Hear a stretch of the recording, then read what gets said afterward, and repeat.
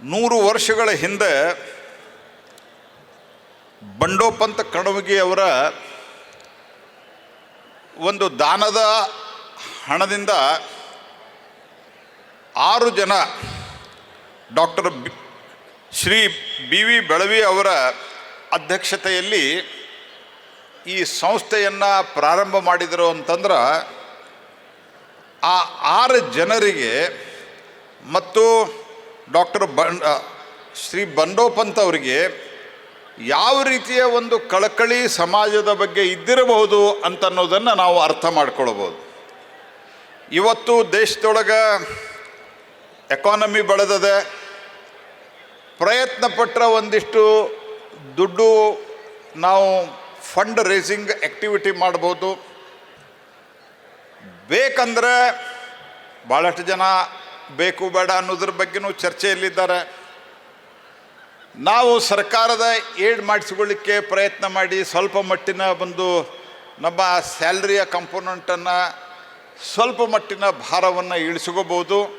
ಮತ್ತು ಪೇರೆಂಟ್ಸು ಕೂಡ ಒಳ್ಳೆಯ ಸ್ಕೂಲ್ಗಳಿಗೆ ಹೋಗಬೇಕು, ಸಂಸ್ಕಾರ ಕೊಡುವಂಥ ಸ್ಕೂಲ್ಗಳಿಗೆ ಹೋಗ್ಬೇಕು ಅಂತ ಇರೋದ್ರಿಂದ ಫೀ ಕೊಡುವಂಥ ಕೆಪಾಸಿಟಿನೂ ಇರುವಂಥ ಈ ಕಾಲದೊಳಗೆ ನಾವು 100 ವರ್ಷದ ಹಿಂದೆ ಇದನ್ನು ಕಲ್ಪನೆ ಮಾಡಿಕೊಂಡ್ರಲ್ಲ, ಅವರಿಗೆ ಒಂದು ಶತ ನಮನಗಳನ್ನು ಹೇಳಬೇಕು ಅಂತ ನಾನು ಭಾವಿಸ್ತೇನೆ. ಸ್ನೇಹಿತರೆ, ನಮ್ಮ ದೇಶದೊಳಗೆ ಶಿಕ್ಷಣಕ್ಕೆ ಸಿಕ್ಕಂಥ ಪ್ರಾಧಾನ್ಯತೆ ಬಹುತೇಕ ಯಾವ ದೇಶದೊಳಗೂ ಸಿಕ್ಕಿಲ್ಲ.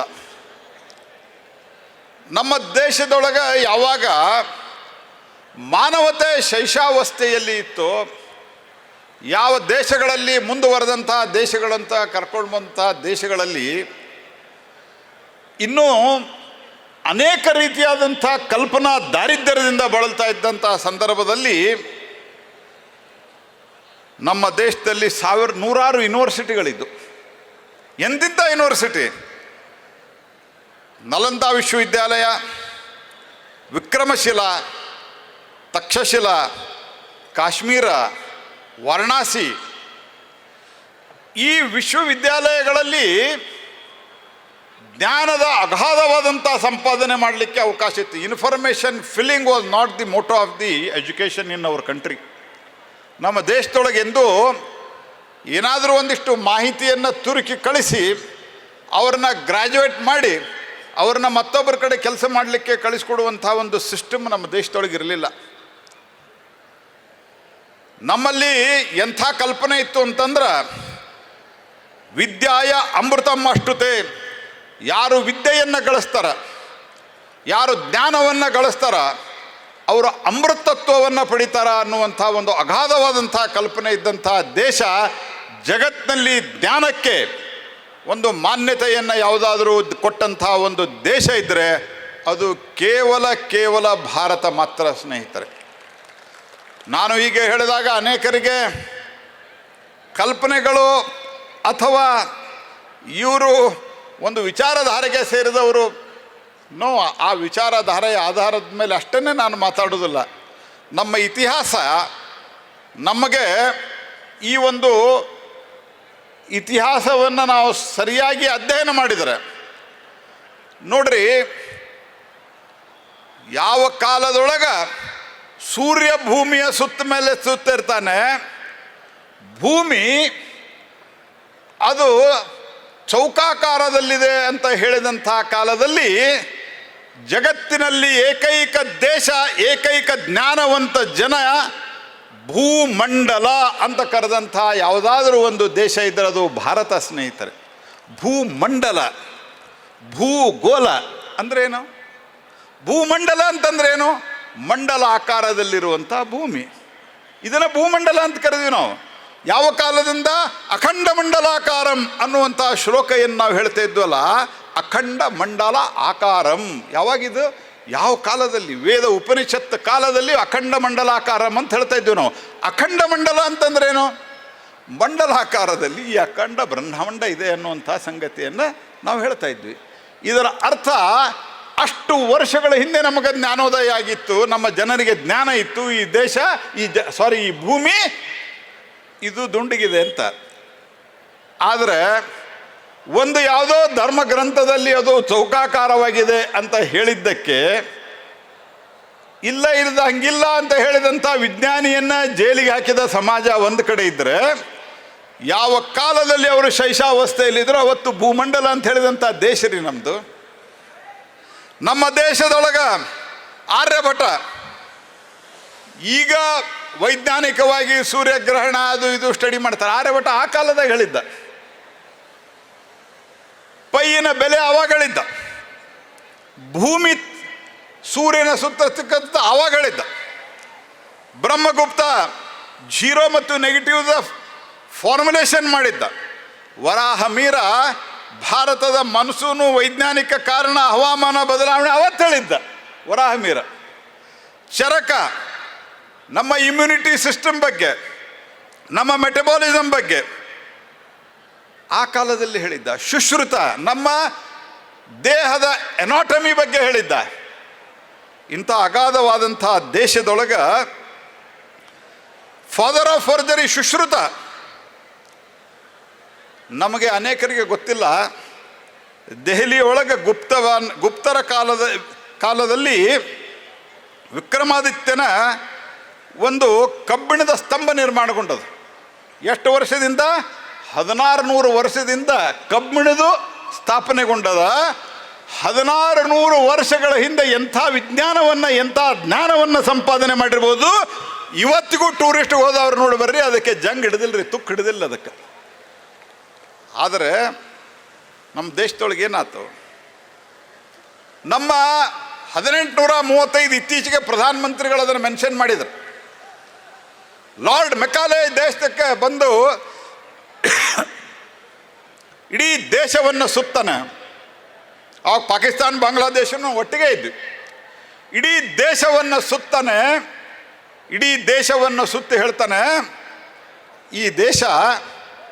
ಈ ದೇಶದಲ್ಲಿ ಇಂಥ ಒಂದು ಸಂಪತ್ತು ಭರಿತಿದೆ, ಕಲ್ಚರಲಿ ಇಷ್ಟು ರಿಚ್ ಇದ್ದಾರೆ, ಇಂಥ ಒಂದು ಜ್ಞಾನವಂತರಿದ್ದಾರೆ, ಇಲ್ಲಿ ನೋಡಲಿಕ್ಕೆ ಒಬ್ಬ ಭಿಕ್ಷಕನೂ ಸಿಗಲಿಲ್ಲರಿ ನನಗೆ.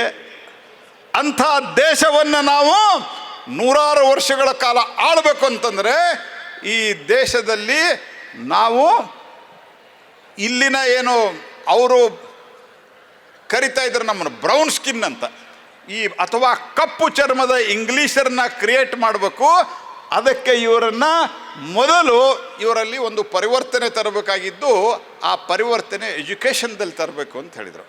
ಆ ಎಜುಕೇಷನ್ದಲ್ಲಿ ಏನು ಕಲಿಸಿದ್ವಿ ನಾವು? ಆ ಎಜುಕೇಷನ್ದಲ್ಲಿ ಕಲಿಸಿದಂಥದ್ದು ನಮ್ಮ ದೇಶ ಅಂತಂದರೆ ನಾವು ಸೋತಂಥವರು, ನಾವು ಯಾವ ಯುದ್ಧವನ್ನು ಗೆಲ್ಲಿಲ್ಲ, ಭಾರತದಲ್ಲಿ ತಯಾರಾದಂತಂದರೆ ಇನ್ಫೀರಿಯಾರಿಟಿ, ಇಂಗ್ಲೀಷ್ ಬರಲಿಲ್ಲ ಅಂತಂದರೆ ಅವನೇನ್ರಿ ಇಂಗ್ಲೀಷೇ ಬರಲ್ಲ ಅಂತ ಮಾತನಾಡುವಂಥ ಪ್ರವೃತ್ತಿ. ಇಂಗ್ಲೀಷ್ ಶಿಕ್ಷಣವೇ ಒಂದು ಜಗತ್ತಿನಲ್ಲಿ ಅತ್ಯಂತ ಉತ್ತಮವಾದಂಥ ಶಿಕ್ಷಣ. ಈ ರೀತಿಯಾದಂಥ ಒಂದು ಮಾನಸಿಕತೆಯನ್ನು ಬೆಳೆಸಿ ನಮ್ಮ ದೇಶದಲ್ಲಿ ಏನೇ ತಯಾರಾದರೂ ಸಹಿತ ಅದು ನಿಕೃಷ್ಟ, ವಿದೇಶದಿಂದ ಬಂದಂಥ ಶ್ರೇಷ್ಠ ಅನ್ನುವಂಥ ಮನೋಭಾವವನ್ನು ಯಾವಾಗ ಮಾಡಿದರೋ ಆವಾಗ ನಮ್ಮ ದೇಶದಲ್ಲಿ ನಮ್ಮ ಒಂದು ಪತನ ಶುರುವಾಯಿತು. ಪರಿಣಾಮವಾಗಿ ನಮ್ಮ ಸಮಾಜ ಛಿದ್ರ ವಿಚ್ಛಿದ್ರ ಆಗಿ ಹೋಯಿತು. ಅನೇಕ ಅನಿಷ್ಟಗಳು ನಮ್ಮ ದೇಶದ ಸಮಾಜ ಜೀವನದಲ್ಲಿ ಬಂದು, ಹಾಗಾಗಿ ಈ 2035ರವರೆಗೆ ಪ್ರಧಾನಮಂತ್ರಿಗಳು ಒಂದು ಕರೆಯನ್ನು ಕೊಟ್ಟಿದ್ದಾರೆ. ಆ ಕರೆಯನ್ನು 2035 ಬರುವವರೆಗೆ ನಮ್ಮ ದೇಶದಲ್ಲಿ, ನಮ್ಮ ಸಮಾಜದಲ್ಲಿ, ನಮ್ಮ ನಡವಳಿಕೆಯಲ್ಲಿ, ನಮ್ಮ ವ್ಯವಸ್ಥೆಯಲ್ಲಿರುವಂಥ ಎಲ್ಲ ಗುಲಾಮಿ ಮಾನಸಿಕತೆಯ ಸಂಕೇತಗಳನ್ನು ತೆಗೆದುಹಾಕಬೇಕು ಅನ್ನುವಂಥ ಒಂದು ಕರೆಯನ್ನು ಕೊಟ್ಟಿದ್ದಾರೆ ಸ್ನೇಹಿತರೆ. ಆಮೂಲಾಗ್ರವಾಗಿ ನಮ್ಮ ಶಿಕ್ಷಣ ಪದ್ಧತಿ ಬದಲಾವಣೆ ಆಗಬೇಕು. ನಮ್ಮ ಶಿಕ್ಷಣ ಸಂಸ್ಥೆಗಳು ಇದರಲ್ಲಿ they should invest something. Man power also, ಅವಕಾಶ ಇದ್ದಂಥವರು ಒಂದು ರೀತಿಯಲ್ಲಿ ಒಂದಿಷ್ಟು ಇನ್ವೆಸ್ಟ್ಮೆಂಟ್, ಫೈನಾನ್ಷಿಯಲ್ ಇನ್ವೆಸ್ಟ್ಮೆಂಟನ್ನು ಮಾಡ್ತಾ ಈ ವ್ಯವಸ್ಥೆಯಲ್ಲಿ ಬದಲಾವಣೆ ತರೋದು ಹಾಗೆ. ಸ್ನೇಹಿತರೆ, ಜಗತ್ತಿನಲ್ಲಿ ಇವತ್ತು ಭಾರತಕ್ಕಿರುವಂತಹ ಅವಕಾಶ ಬೇರೆ ಯಾವ ದೇಶಕ್ಕೂ ಇಲ್ಲ ಸ್ನೇಹಿತರೆ. ಹಾಗಾಗಿ ನಾನು BK ಮಾಡೆಲ್ ಸ್ಕೂಲ್ ಬಗ್ಗೆ ಓದ್ತಾ ಇದ್ದಾಗ ಅವ್ರು ಕಳಿಸಿದಂಥ ಲಿಟ್ರೇಚರ್ದಲ್ಲಿ ಅವತ್ತು ರಾಮಚಂದ್ರ ಪರಂಜಪೆಯವರು ಬರೆದಂಥ ಆ ಹಾಡಿನ ಏನು ಇವರು ಪ್ರಾರ್ಥನೆಯನ್ನು ಮಾಡಿಕೊಂಡಿದ್ದಾರೆ ಅದರಲ್ಲಿರುವಂಥ ಒಂದು ಎಂಥ ಅದ್ಭುತವಾದಂಥ ಎಲ್ಲ ಸೆಂಟೆನ್ಸ್ಗಳು ಹಾಗೆ ಇದ್ದಾವೆ. ಆದರೆ 2 ಸೆಂಟೆನ್ಸು ನನ್ನ ಗಮನಕ್ಕೆ ಬಂದದ್ದು. ಭಾರತ್ ಅಪನಾ ಮಾನವತಾ ಕಿ ಪಾಠ ಜಗತ್ ಕೋ ದೇತಾ ಥಾ. ಮಾನವತೆಯ ಪಾಠವನ್ನು ಜಗತ್ತಿಗೆ ಕೊಡ್ತಾ ಇದ್ದಂಥ ದೇಶ ನಿಮ್ಮ ಹಾಡಿನಲ್ಲಿದೆ. ಅದು ಋಷಿ ಮುನಿಯೋ ಕೆ ಜ್ಞಾನ್ ದಾನ್ ಸೆ ಜಗದ್ಗುರು ಕೆಹಲಾತಾ ಥಾ. ಇಡೀ ಮಾನವತೆಗೆ ನಾವು ಜಗತ್ತಿಗೆ ಮಾನವತೆಯ ಪಾಠವನ್ನು ಮಾಡ್ತಾ ಇದ್ವಿ. ಜಗತ್ತು ನಮ್ಮನ್ನು ವಿಶ್ವಗುರು ಅಂತ ಕರಿತಾ ಇತ್ತು. ಅಂಥ ದೇಶ ನಮ್ಮ ದೇಶದೊಳಗೆ ಭಾಳ ಜನ ಏನು ಹೇಳ್ತಾರೆ, ಗುಲಾಮಿ ಮಾನಸಿಕತೆಯನ್ನು ನಾವು ಹೆಂಗೆ ಕಲಿಸಿದ್ವಿ ಅಂತಂದ್ರೆ, ನಮ್ಮ ದೇಶದೊಳಗೆ ಸ್ಕೂಲ್ ಬಂದದ್ದನೇ, ನಮ್ಮ ದೇಶದೊಳಗೆ ಸ್ಕೂಲ್ ಎಜುಕೇಷನ್ ಶುರು ಆದದ್ದು ಬ್ರಿಟಿಷರ ನಂತರ ಅಂತ. ನಾನು ಇವತ್ತು ಸವಾಲಿನ ರೂಪದಲ್ಲಿ ಹೇಳ್ತಾ ಇದ್ದೇನೆ, 18ನೇ ಶತಮಾನದಕ್ಕಿಂತ ಮೊದಲು ಅನೇಕ ವರ್ಷಗಳ ಅನೇಕ ಶತಮಾನಗಳವರೆಗೆ ನಮ್ಮ ದೇಶದಲ್ಲಿ ಹಳ್ಳಿಗಳಲ್ಲಿ ಸ್ಕೂಲ್ ಇದ್ದು, ಪ್ರತಿ 100 ಜನಸಂಖ್ಯೆಗೆ ಒಂದು ಸ್ಕೂಲನ್ನು ತೆಗೆದಿದ್ದು. ಮತ್ತು ಕೇವಲ ಎಜುಕೇಷನ್ ತುಂಬುವಂಥ ಕುವೆಂಪು ಅವರು ಒಂದು ಮಾತು ಹೇಳಿದರು, ನಮ್ಮ ವಿದ್ಯಾರ್ಥಿಗಳನ್ನು ನಾವು ಭತ್ತವನ್ನು ತುಂಬುವಂಥ ಚೀಲಗಳನ್ನಾಗಿ ಮಾಡಬಾರದು, ನಮ್ಮ ವಿದ್ಯಾರ್ಥಿಗಳು ಭತ್ತವನ್ನು ಬೆಳೆಯುವ ಗದ್ದೆಗಳಾಗಬೇಕು ಅನ್ನುವಂಥ ಮಾತನ್ನು ಹೇಳಿದರು. ಅಂತಹ ಎಜುಕೇಷನನ್ನು ನಾವು ಸೃಷ್ಟಿಯನ್ನು ಮಾಡಬೇಕಾದಂಥ ಅವಶ್ಯಕತೆ ಇದೆ ಸ್ನೇಹಿತರೆ. ಹಾಗಾಗಿ ಇವತ್ತು ಭಾರತದ ಈ ಬದಲಾವಣೆಗೆ ನಾವು ವಿಕಸಿತ ಭಾರತದ ಕಲ್ಪನೆ ಇಟ್ಕೊಂಡು ಮುಂದಕ್ಕೆ ಹೋಗ್ತಾ ಇದ್ವಿ. 2047ನೇ ಇಸ್ವಿ ಹೊತ್ತಿಗೆ ಭಾರತ ಈ ಡೆವಲಪಿಂಗ್ ಕಂಟ್ರಿ ವಿಕಾಸಶೀಲ ದೇಶ ಇದನ್ನು ಬಿಟ್ಟು ಭಾರತ ಒಂದು ವಿಕಸಿತ ರಾಷ್ಟ್ರ, ಜಗತ್ತಿನ ಒಂದು ಬಲವಾದ ಶಕ್ತಿ ಅನ್ನುವ ದೃಷ್ಟಿಯಲ್ಲಿ ನಾವು ಮುಂದೆ ಹೋಗಬೇಕಾಗಿದೆ. ಅದಕ್ಕೆ ನಮ್ಮ ಪೀಳಿಗೆಯನ್ನು ತಯಾರು ಮಾಡಬೇಕಾಗಿದೆ. ನಮ್ಮ ಯುವಕರನ್ನು ಈ ಒಂದು ಮಾನಸಿಕ ಗುಲಾಮಿತನದ ಸಂಕೇತಗಳನ್ನು ತೆಗೆದುಹಾಕಿ. ಸ್ನೇಹಿತರೆ, ನಿಮಗೆ ನಾನು ಹೇಳ್ತೇನೆ, ನಮ್ಮ ದೇಶದ ನೇವಿ ಧ್ವಜ ಅದರಲ್ಲಿ ಪ್ಲಸ್ ಮಾರ್ಕೆಟ್ ಪಂಚಮ್ ಜಾರ್ಜ್ಂದಿತ್ತು. ಎಷ್ಟು ವರ್ಷಗಳ ಕಾಲ ನರೇಂದ್ರ ಮೋದಿ ಪ್ರಧಾನಮಂತ್ರಿ ಆಗೋರಿಗೆ ಅದೇ ಇತ್ತು. ಮೊನ್ನೆ ನಾವು ಅದನ್ನು ನರೇಂದ್ರ ಮೋದಿಯವರು ಶಿವಾಜಿ ಮಹಾರಾಜರ ಧ್ವಜವನ್ನು ಅದರಲ್ಲಿ ಹಾಕಿದರು. ಕಾರಣ ಏನು? ಈ ದೇಶದಲ್ಲಿ ಮೊದಲನೇ ನೌಕಾಪಡೆಯನ್ನು ಕಟ್ಟಿದವರು ಶಿವಾಜಿ ಮಹಾರಾಜರು. ಅಂದರೆ ಏನೂ ಚೇಂಜ್ ಮಾಡಲಿಕ್ಕೆ ಮನಸ್ಸೇ ಇಲ್ಲ ಅನ್ನುವಂಥ ಮಾನಸಿಕತೆಯಿಂದ ಅವರು ಕೊಟ್ಟದ್ದೇ ಶ್ರೇಷ್ಠ. ನಾವು ಕೊಂಡುಕೊಳ್ಳುವಂಥ ವಸ್ತುಗಳಲ್ಲಿ ನಮ್ಮ ದೇಶದ ಮ್ಯಾನುಫ್ಯಾಕ್ಚರ್ಡ್ ಇನ್ ಇಂಡಿಯಾ ಸ್ವಲ್ಪ ಡೌಟು. ಬೇರೆ ಕಡೆಯಿಂದ ನಮ್ಮ ಸ್ಥಿತಿ ಹೆಂಗಾಗಿತ್ತು ಅಂದ್ರೆ, ಎಲ್ಲಿ ತನಕ ಜಗತ್ತಿನಲ್ಲಿ ಭಗವದ್ಗೀತೆಯ ಅಧ್ಯಯನಕ್ಕೆ, ಭಾರತದ ಅಧ್ಯಾತ್ಮಕ್ಕೆ, ಭಾರತದ ಕುಟುಂಬ ಪದ್ಧತಿಯ ಬಗ್ಗೆ, ಭಾರತೀಯ ಸಂಗೀತ ಪದ್ಧತಿಯ ಬಗ್ಗೆ, ಭಾರತದ ಆಹಾರ ಪದ್ಧತಿಯ ಬಗ್ಗೆ, ಭಾರತದ ಸಾಮಾಜಿಕ ಜೀವನ ಪದ್ಧತಿಯ ಬಗ್ಗೆ ಸ್ಟಡಿ ಮಾಡಿ ಬಂದು ಇದು ಭಾಳ ಶ್ರೇಷ್ಠದಂತ ಹೇಳೋ ತನಕ ನಮಗೆ ಸ್ವಲ್ಪ ಡೌಟ್ ಇತ್ತು. ಹೌದೋ ಅಲ್ಲೋ ಅಂತ. ನಾನು ನಿಮಗೆ ಒಂದು ಮಾತನ್ನು ಹೇಳ್ತೀನಿ, ಜಗತ್ತು ಭಾರತದ ಕಡೆ ನೋಡ್ತಾ ಇದೆ ಸ್ನೇಹಿತರೆ. ನಮಗೊಂದು ಭಾಳ ದೊಡ್ಡ ಅಪಾರ್ಚುನಿಟಿ ಇದೆ. ನಮ್ಮಲ್ಲಿ ಇಷ್ಟು ದೊಡ್ಡದಾದಂಥ ಜನಸಂಖ್ಯೆ ಇದೆ. ಜಗತ್ತಿನ ಅತ್ಯಂತ ಯುವ ದೇಶ, the most Young country of the world today is India. ಜಗತ್ತಿನಲ್ಲಿ ಅನೇಕ ಕಡೆ ಕೆಲಸ ಮಾಡಲಿಕ್ಕೆ ಜನ ಇಲ್ಲ.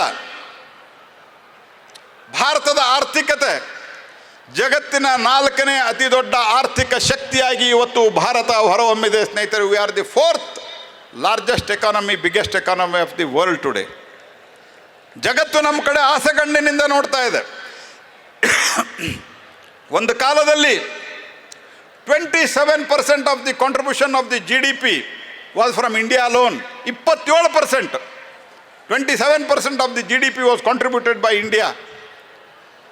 ಸೊ ಆ ಸ್ಥಿತಿಯಲ್ಲಿದ್ದಂಥ ಭಾರತ ಕ್ರಮೇಣ ಒಂದು ಬಡವರ ದೇಶ, ಒಂದು ಭಿಕ್ಷುಕರ ದೇಶ ಅನ್ನುವಂಥ ಸ್ಥಿತಿಯನ್ನು ಬಂದಿತ್ತು.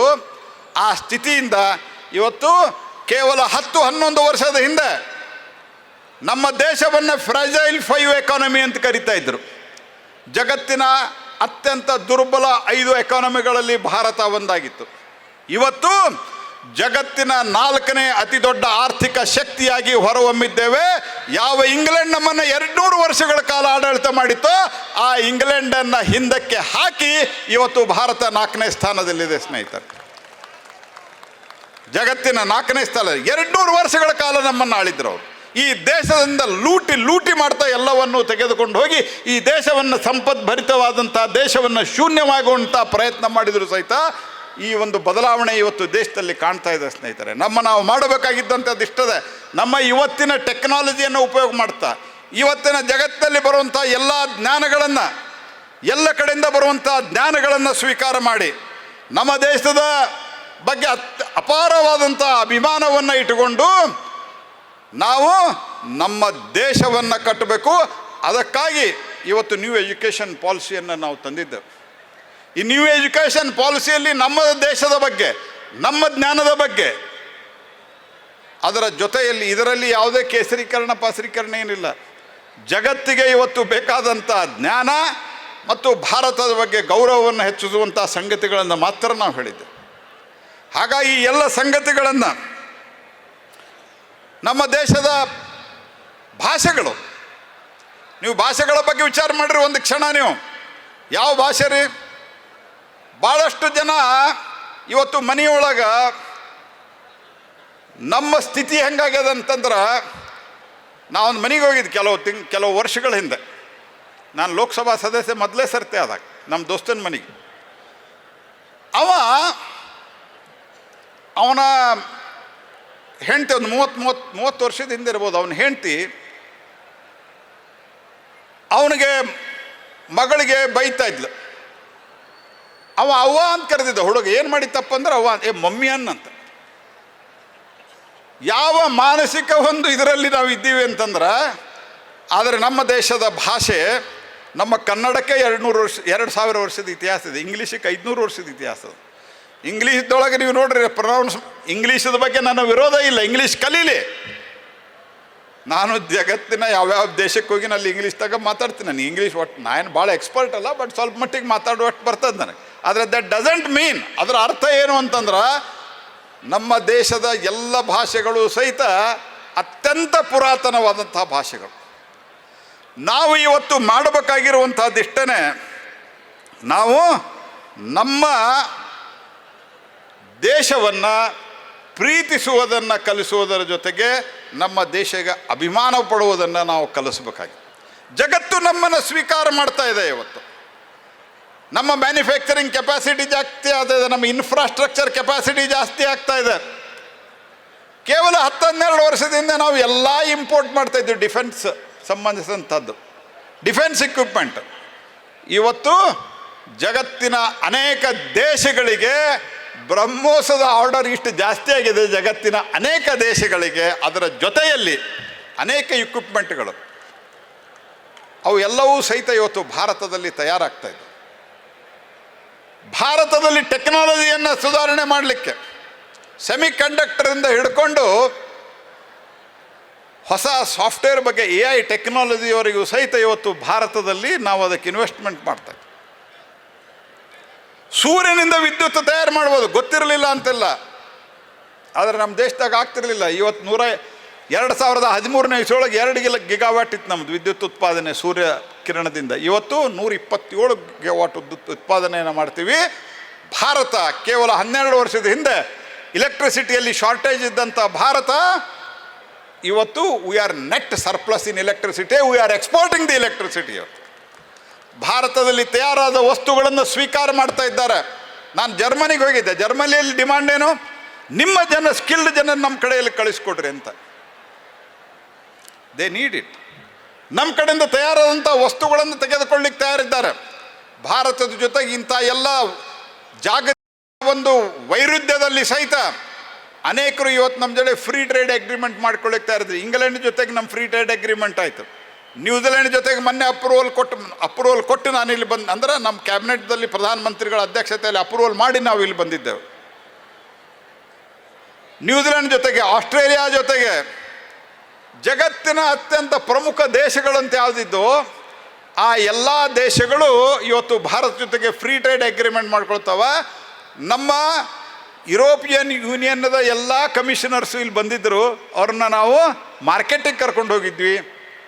ನೀವು ಎಲ್ಲಿ ಏನು ಬೇಕಾದ ಹೋಗಿ ನೀವು ಖರೀದಿ ಮಾಡ್ರಿ ಅಂತ ಹೇಳಿದ್ವಿ. ಅನೇಕ road side vendors digital payment ಅವ್ರ ಕಡೆ ತೆಗೆದುಕೊಂಡಾಗ ಅವರು ಆಶ್ಚರ್ಯಚಕಿತಗೊಂಡರು, ಭಾರತದಲ್ಲಿ ಇದು ಸಾಧ್ಯ ಇದೆಯಾ ಅಂತ. ಈ ರೀತಿಯ ಪರಿವರ್ತನೆ ಬರ್ತಾ ಇರುವಂಥ ಸಂದರ್ಭದಲ್ಲಿ ನಮ್ಮ ಮಕ್ಕಳಿಗೆ, ವಿದ್ಯಾರ್ಥಿಗಳು, ನಮ್ಮ ಮಕ್ಕಳಿಗೆ ನಾವು ಕೇವಲ ಒಂದು ಇನ್ಫಾರ್ಮೇಷನನ್ನು ತುಂಬಿ, ಪಾಲಕರಾಯಿತು ಶಿಕ್ಷಕರಾಯಿತು, ಅವ್ರನ್ನ ನೌಕರಿ ಮಾಡುವಂಥದ್ದು ಅಥವಾ ಅವರು ತಮ್ಮ ಕರಿಯರ್ ಓರಿಯೆಂಟೆಡನ್ನು ಅಷ್ಟೇ ಬಳಸುವುದರಲ್ಲ, ನನ್ನ ದೇಶ, ನನ್ನ ಸಮಾಜ, ನನ್ನ ಕುಟುಂಬ, ನನ್ನ ತಂದೆ ತಾಯಿ ಅನ್ನುವಂಥದ್ದು ಕಲಿಸಿ ಭಾರತ ಮಾತೆಯನ್ನು ಜಗನ್ಮಾತೆಯನ್ನಾಗಿ ಮಾಡುವಂಥ ಸಂಕಲ್ಪ ಮಾಡುವಂಥ ಒಂದು ಸುವರ್ಣಮಯ ಕಾಲದಲ್ಲಿ ನಾವಿದ್ದೇವೆ. ಪ್ರಧಾನಮಂತ್ರಿಗಳು ಒಂದು ಮಾತು ಹೇಳ್ತಾ ಇರ್ತಾರೆ, ನೀವು ಒಂದು ಸ್ವಲ್ಪ ಇತಿಹಾಸವನ್ನು ಗಮನಿಸ್ತೀರಿ. 1925ರಿಂದ 2047 ನಮ್ಮ ದೇಶದ ಒಂದು ಅತ್ಯಂತ ಪ್ರಮುಖ ಘಟ್ಟ. ಅದೇ ಕಾಲದಲ್ಲಿ ಸ್ವತಂತ್ರ ಚಳವಳಿ ಅತ್ಯಂತ ಉಚ್ಛ್ರಾಯ ಸ್ಥಿತಿಗೆ ತಲುಪಿತು. ಈಗ ಈ 2025ರಿಂದ 2047 ಸ್ವತಂತ್ರದ 100ನೇ ವರ್ಷದ ಸಂಭ್ರಮಾಚರಣೆಯ ಸಂದರ್ಭದಲ್ಲಿ ಈ ದೇಶ ಜಗತ್ತಿನ 3 ಅತ್ಯಂತ ಪ್ರಮುಖ ದೇಶಗಳಲ್ಲಿ ಒಂದಾಗಲಿದೆ. We are the top 3 countries. ಆವಾಗ ನಮ್ಮ ಸ್ಪರ್ಧೆ ಜಗತ್ತಿನ ಸೂಪರ್ ಪವರ್ಗಳ ಜೊತೆಗೆ ಇರ್ತದೆ.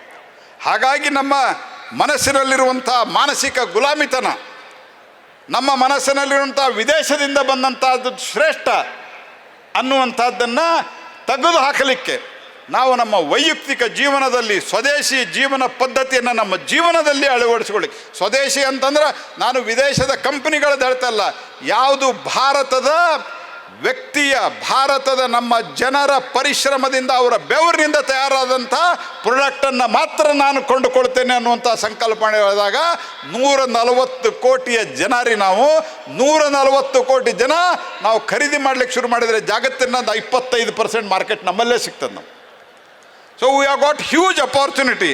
ಆ ಅಪಾರ್ಚುನಿಟಿಯನ್ನು ಉಪಯೋಗ ಮಾಡಿಕೊಂಡು ನಾವು ಒಂದು ಸದೃಢ ಭಾರತವನ್ನು ಕಟ್ಟಲಿಕ್ಕೆ ಈ ರೀತಿಯ ಎಜುಕೇಷನ್ ಸೊಸೈಟಿಗಳು ಭಾಳ ಒಳ್ಳೆಯ ಕೊಡುಗೆಯನ್ನು ಇಲ್ಲಿವರೆಗೆ ಕೊಟ್ಟಿದ್ದಾವೆ. ಮಾನವ ನಿರ್ಮಾಣದಲ್ಲಿ, ಹ್ಯೂಮನ್ ರಿಸೋರ್ಸ್ ಉಪಯೋಗದಲ್ಲಿ ಮುಂದಿನ ದಿವಸದಲ್ಲಿ ಇದನ್ನು ಹೆಚ್ಚಿನ ಪ್ರಮಾಣದಲ್ಲಿ ಆಗಲಿ ಅನ್ನುವಂಥ ಆಶಯವನ್ನು ವ್ಯಕ್ತಪಡಿಸ್ತಾ, ನಮ್ಮ ಅವಿನಾಶ್ ಪೊದ್ದಾರ್ ಅವರ ನೇತೃತ್ವದಲ್ಲಿ ಈಗಿರುವಂಥ ಪ್ರೆಸೆಂಟ್ ಕಮಿಟಿ ಭಾಳ ಅದ್ಭುತವಾಗಿ ಇದನ್ನು ಡೆವಲಪ್ಮೆಂಟ್ ಮಾಡಿದೆ.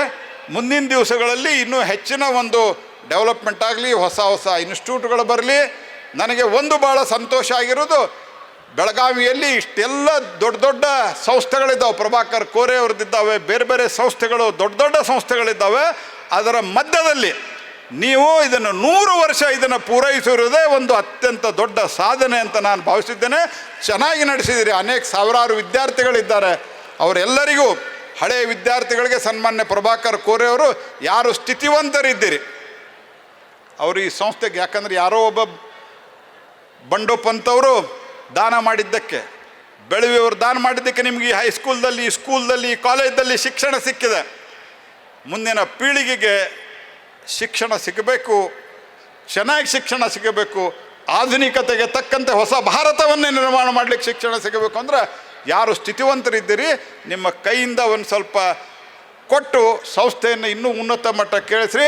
ಕೊಟ್ಟದ್ದು ತನಗೆ ಬಚ್ಚಿಟ್ಟದ್ದು ಪರರಿಗೆ, ಕೊಟ್ಟಿದ್ದು ಕೆಟ್ಟದನ್ನೇ ಬೇಡ ಸರ್ವಜ್ಞ ಅಂಥೇಳಿ ಸರ್ವಜ್ಞ ಹೇಳಿದಂಥದ್ದನ್ನು ನೆನಪು ಮಾಡಿಕೊಂಡು ಈ ಸಂಸ್ಥೆಯನ್ನು ಇನ್ನೂ ಉತ್ತುಂಗಕ್ಕೆ ಬೆಳೀಲಿ ಅಂತ ಹಾರೈಸ್ತಾ ಎಲ್ಲ ಮ್ಯಾನೇಜ್ಮೆಂಟ್ ಕಮಿಟಿಯವರಿಗೆ ಒಂದು ಜೋರಾದ ಚಪ್ಪಾಳೆಯನ್ನು ತಟ್ಟಿ ಅಭಿನಂದಿಸ್ರಿ ಅನ್ನುವಂಥ ಮಾತು ಹೇಳಿ ತಮ್ಮೆಲ್ಲರಿಗೂ ನಮಸ್ಕಾರ. ಭಾರತ್ ಮಾತಾ ಕಿ ಜೈ.